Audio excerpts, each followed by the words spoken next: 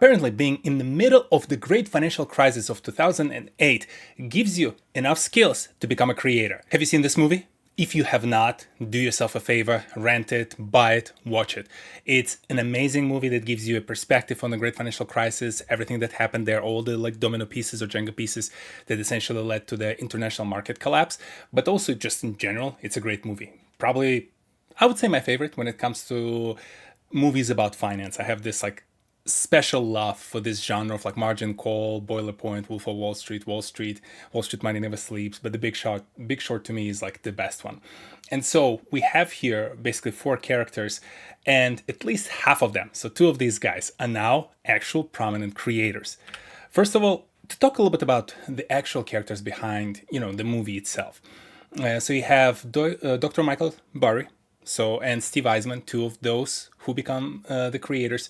Greg Lippman, who was portrayed by Ryan Gosling, he's kind of managing his own hedge fund. Ben Hackett, being Ben Hackett, he's the guy portrayed by Brad Pitt, essentially kind of this reclusive guy who's a genius trader, but just done with the world, done with the entire capitalism. So he's still pretty much in the same spot. You don't know much about him. And Jamie and Charlie, who kind of went their own separate ways. One is managing the hedge fund, the other one is analyst. But coming back to the Dr. Michael Burry, he's actually known right now online and for a little while as Cassandra Chained. Look it up if you're curious about mythology behind his name, but the whole idea is that he's actually been pretty prominent Twitter creator for a little while, so to speak, right? He would post back in the day. We have to scroll a little bit further because this is kind of his original post that he announced his comeback. He wiped his Twitter, basically came back with this post back on October 30th. And since then went on this pursuit of NVIDIA and AI bubble. So he's essentially whole, and this is the guy himself standing next to Christian Bale, who portrayed him in the movie. He went on the whole conversation about how AI is in the bubble. And if you've been on my channel long enough and you've heard me talk about AI companies, you know that I very much share his opinion on this. And the cool part about how he decided to go and translate it into is that he used the Substack. Right now, again, we only have, 3 posts on the Substack.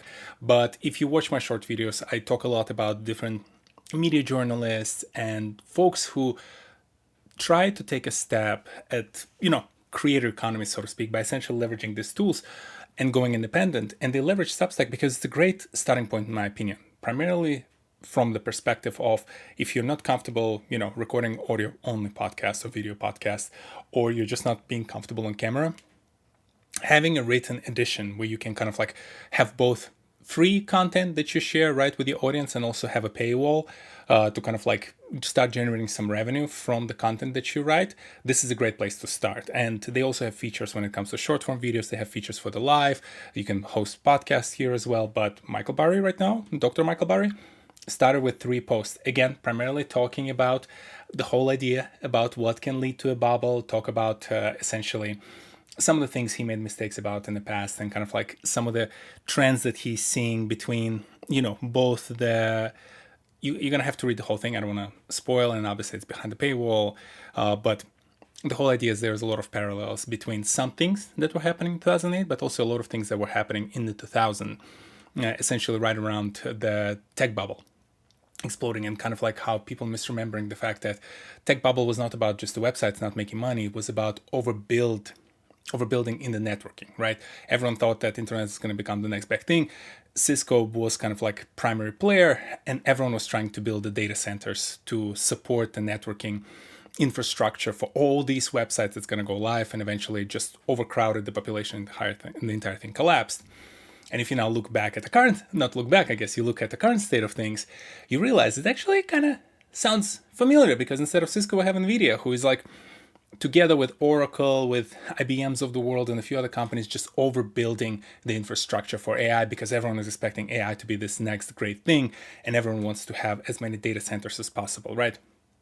And just an interesting kind of conversation about the parallels, and there was conversation about some of the accounting treatments, some questionable accounting treatments of the assets that some of these big hyperscalers, so your Googles, your Amazons of the world with AWS, how they manage their books, and how there might be some questionable, not illegal, but questionable accounting policies when it comes to treatment of the assets and the investments that they make into the AI infrastructure, which is hundreds of billions of dollars at this point. So it's kind of cool to see. Again, He's a smart dude. I really kind of like appreciate his thought process. I think he's pretty good writer in terms of like how he structures his thoughts and how he describes the current situation. If you have $39 per month to spare, it's a lot in my opinion. But hey, he's donating portion, I think like 5% of it to charity or something like this. But yeah, it's like 379 or $75 or something like this basically per year, or maybe 359, and then yeah, $39 per month. So consider it maybe a business expense or educational expense if you can. So that's one consideration for you. So, but Michael Burry actually wasn't the first one to enter the creator space, because Steve Eisman, who actually his name in the movie itself was Michael Baum, because Steve Eisman did not want the film producers to use his real name. He has been at it when it comes to actual content creation, because he has his own YouTube channel, right? And it's essentially called the Real Eisman Playbook. And he's been doing content in like a podcast and interview format for a little while. I actually find his content to be very interesting in terms of, again, I have some thoughts in terms of, I feel like sometimes he might not have the same spark maybe in him when it comes to like pursuing some of these, challenges when especially when it comes to AI, and he doesn't think it's necessarily a bubble. Like he and Michael Burry kind of like a little bit, if you would try to draw, the diagram of where they are located, if on very kind of like left side, so your right side for you, you have people who are like completely AI is the greatest thing possible. We all need to invest money in AI, and this is the only thing that's gonna save the world.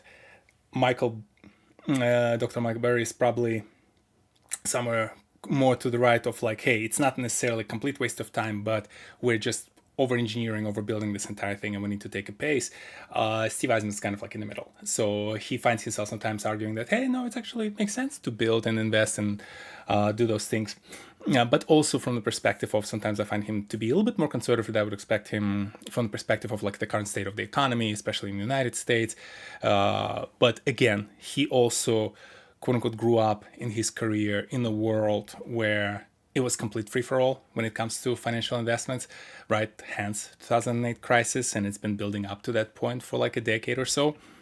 He have seen all of this, and in his perspective, like, guys, you don't even realize how bad it was back then, which is a fair point, but it ain't prettier right now either, right? So, and especially with SEC not necessarily operating properly, and there's just a lot of questionable decisions when it comes to how the current administration is a lot more lenient when it comes to people who committed financial and like white collar crimes in the past. We're pardoning them left, right, and center. You create this kind of environment where I personally do not trust as much the infrastructure on which the entire economy places, right? And hence a lot of my videos in the past for the creators about, hey, hold on to your money, be thoughtful about your investments, don't overstretch yourself, because we're still going to have some turbulence ahead of us.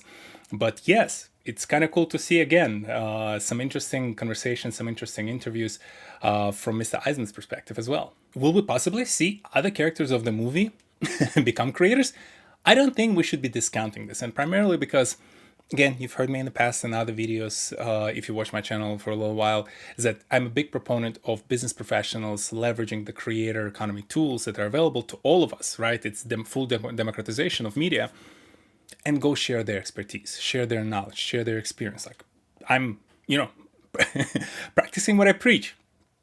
I primarily enjoy making this kind of content because I have a lot of experience in the business operations and business strategy, right? And I look at the tech world, I look at the finance world, it's just like my passions. And I'm excited to go share some of that, right? Like, if I always say, if one video helps one person to learn something new or get them ignited about certain topic when it comes to one of these, things that I cover on my channel, this is awesome. That's whole fulfillment. I don't need millions of views. I just want to make an impact on the individuals, on the people themselves, right? And I enjoy it. I enjoy it. That hence I've been doing it for almost crazy, like 9 years almost every week. So when I see other professionals starting there, whether it's a podcast, Substacks, heck, just regularly tweet and share some interesting thoughts on Twitter or Instagram, like whatever your medium and your format is, like absolutely do this, because I very much believe that there's so much interesting knowledge and so much of the interesting experience that I wish I had access to when I was a younger professional, especially when it comes to trying to decide where I want to go, right? I had to go and hunt people down and say, hey, what does your day looks like? What do you do for work? Oh, you're like a broker and you do this and that. No, I don't want to do this. What do you do? Oh, you're an accountant, you do this. Oh, I don't want to, don't want to be an accountant, with all due respect to my accountants. But over time, I spoke to enough people when I found some interesting source. I was like, this sounds interesting. I want to do more of this. Business operations, tell me more. Let me try it out. And, 15 years later, here I am, like loving the kind of work I do. So I had to go and search for it. And I know it's very tough to go breach that gap and sometimes cold call people and ask them for like 30 minutes to tell you some of the stuff about their work. Some people love doing it, but your hit rate's going to be like, low teen percentages when it comes to success rate.